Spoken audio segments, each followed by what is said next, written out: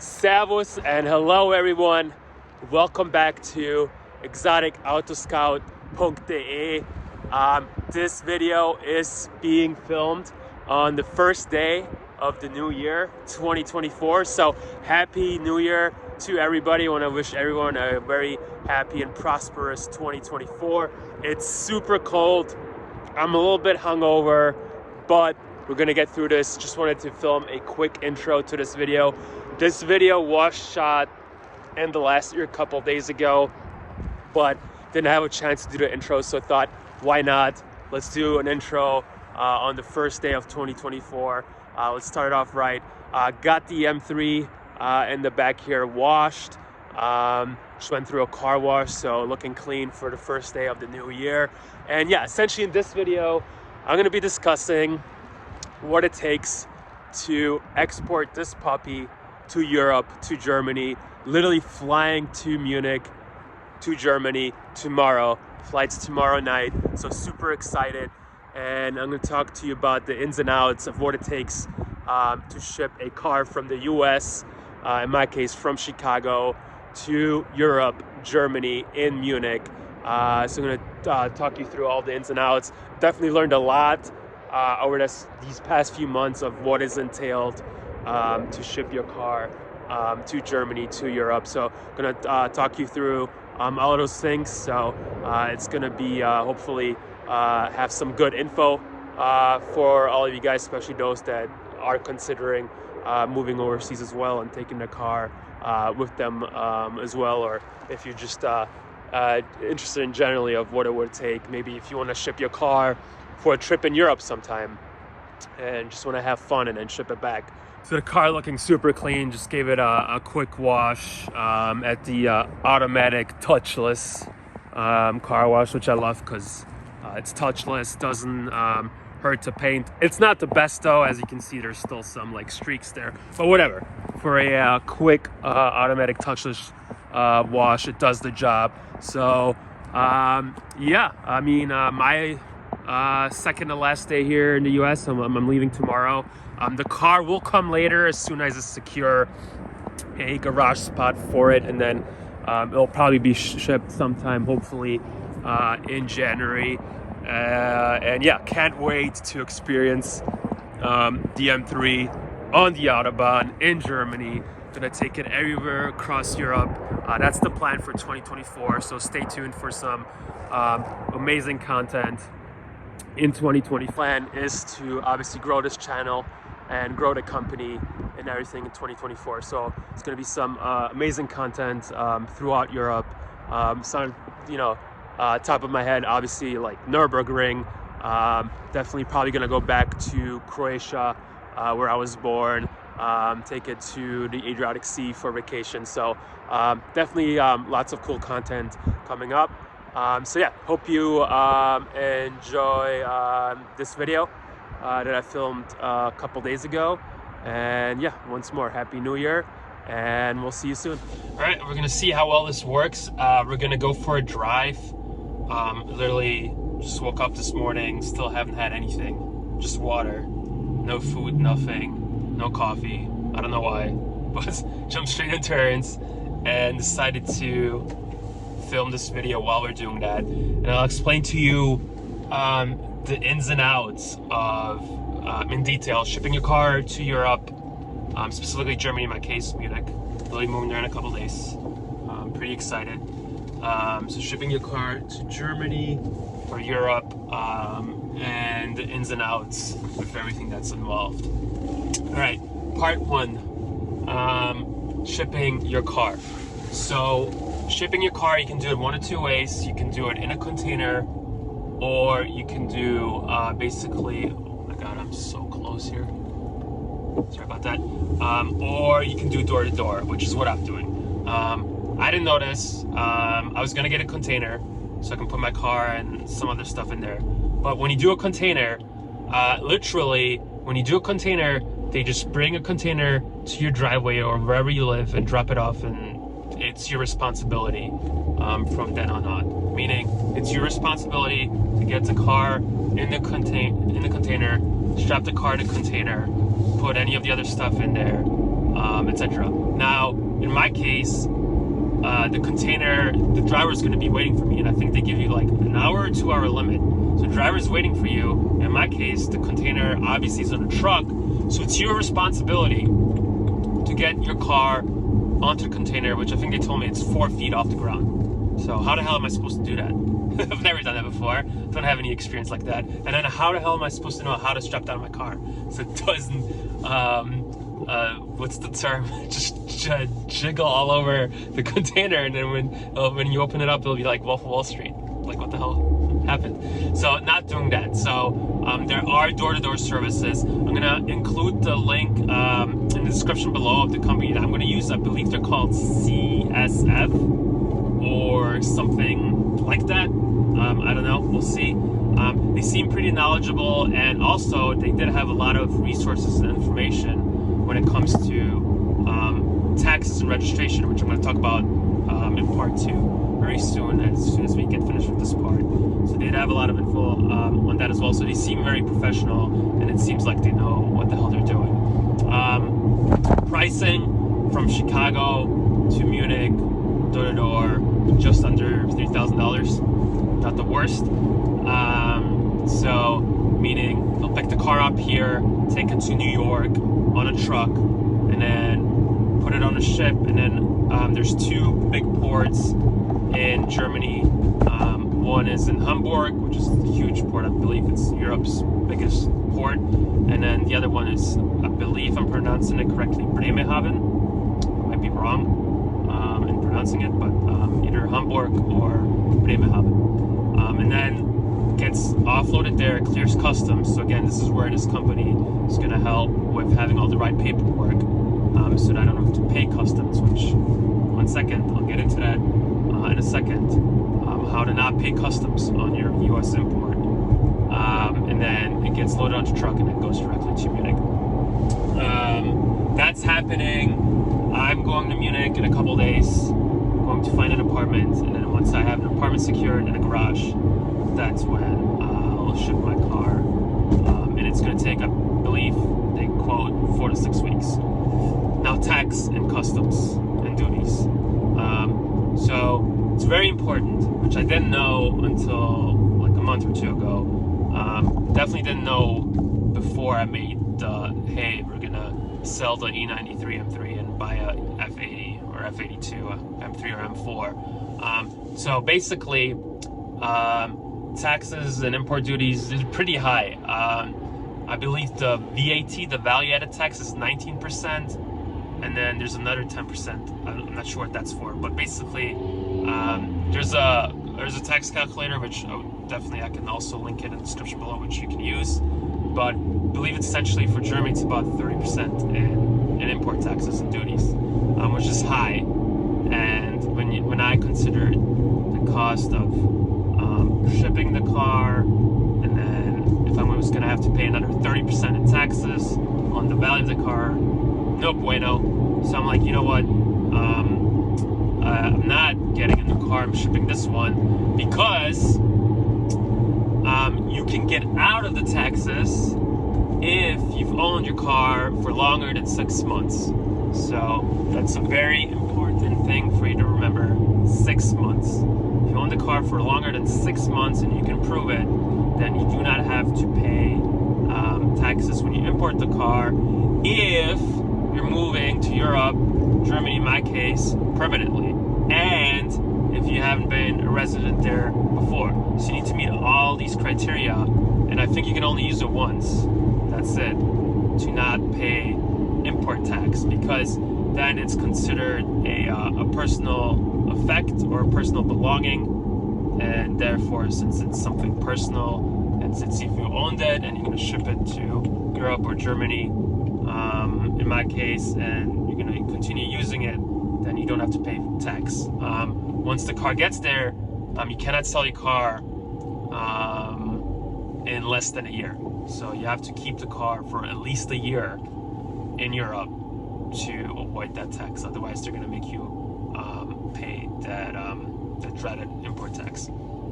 So that's the situation. Very important thing to know.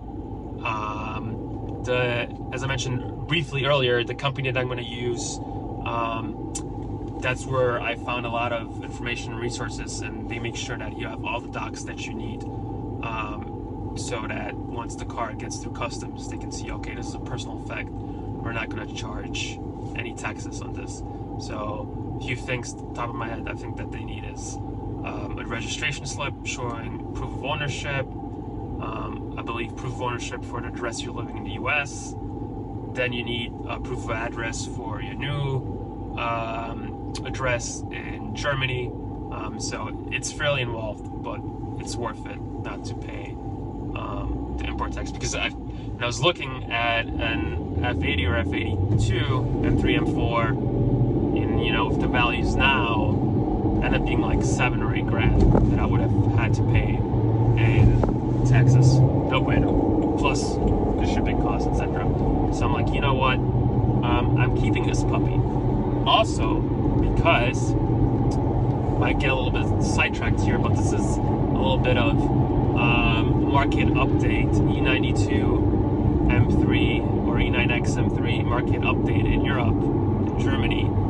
They're expensive, and there's not a lot of them out there. So if you have like a clean example of an E9X M3, I believe they start at like 35,000 euros, which is like close to like $38,000 and up. Versus here, I've noticed, especially lately, because I was trying to sell mine, the market for E9X M3s has gotten a lot softer. Where you can find maybe a good example under 100,000 miles. You can find it right around like the 30 mark, a little bit, maybe a little bit under too, like 27, 28,000. Where I think during COVID and 21, 22, that definitely wasn't the case, especially if it was, 6 speed, coupe, single hump, or even four-door. Four-doors are worth even more, I believe, than coupes now, because I think they're a little bit more rare. But now the market's gotten much softer, but not in Europe, not in Germany, which makes sense, because in Germany, in terms of supply, there's far less M cars than the US, obviously. The US is huge, and it just... Intermission. I definitely have to buy a new mount, because this mount that I have now, not good. Keeps falling off. It's like a suction cup. I don't know why it doesn't work, but the technology is not that good. Anyways, yeah. So the market in Germany for E9X M3s definitely a lot stronger than in the US. And as I was saying, because the US definitely has tons more supply when it comes to these cars, whereas Germany, Europe in general, obviously, smaller countries, and they have far less examples. So yeah, which is a good thing for me, because remember, after a year I can't sell the car any faster than a year. Then hopefully I can flip it for some good profit. Why not? I deserve it. I'm taking care of this car. A lot of money has gone into it recently. It's going to go through a lot, so I deserve to make some money on it. And it is a special car. Mine currently looking at 66,000 miles. It's an 09 Granite. It's a convertible, not a coupe. Obviously, coupes are more desirable, but still, it's pretty cool to have a high revving V8 in a convertible, in a hardtop convertible, and you put the top down. Pretty rare combo like that.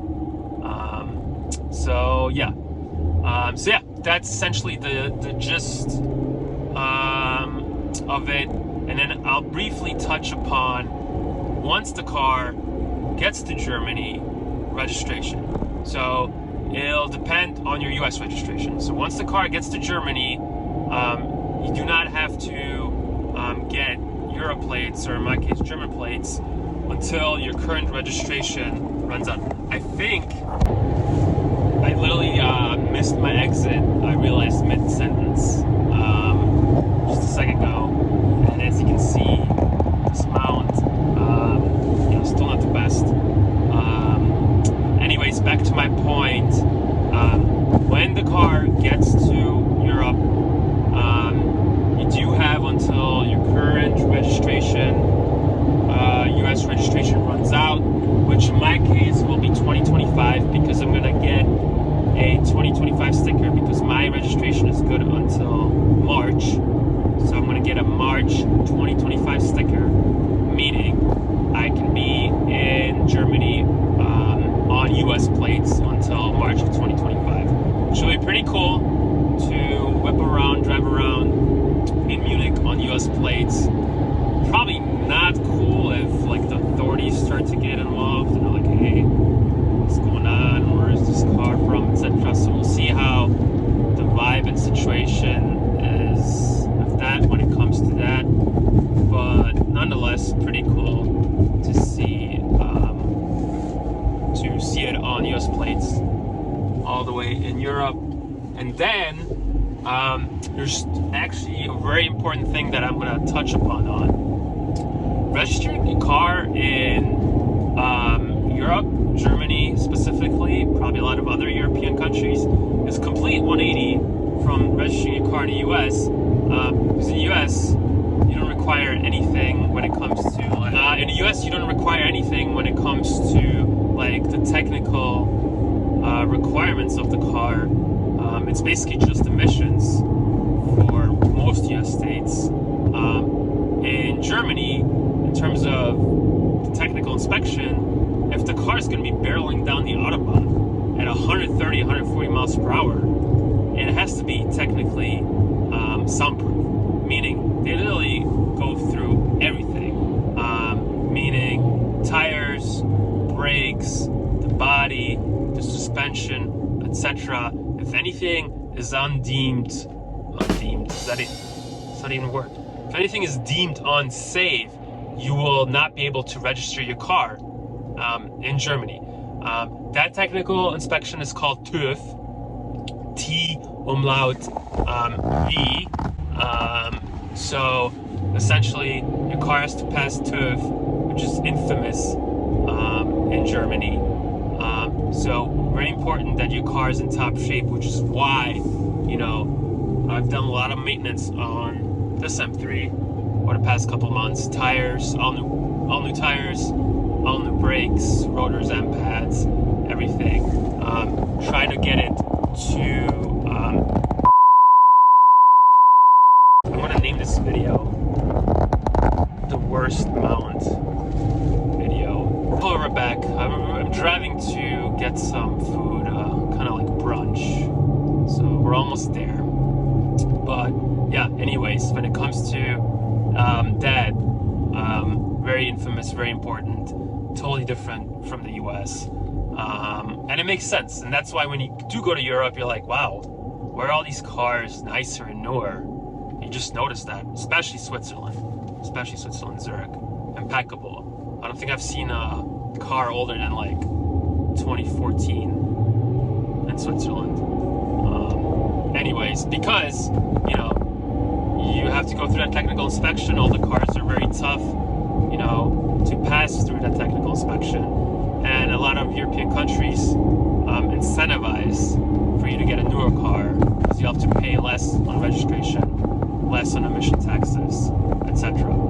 So that's why I'll have at least a year so I don't have to deal with TÜV. And then getting your car to Euro spec. So depends on the car, but on the E93 M3, very similar. The US spec car is really very similar to the Euro spec car. One big difference, key difference that almost everybody knows is the lights.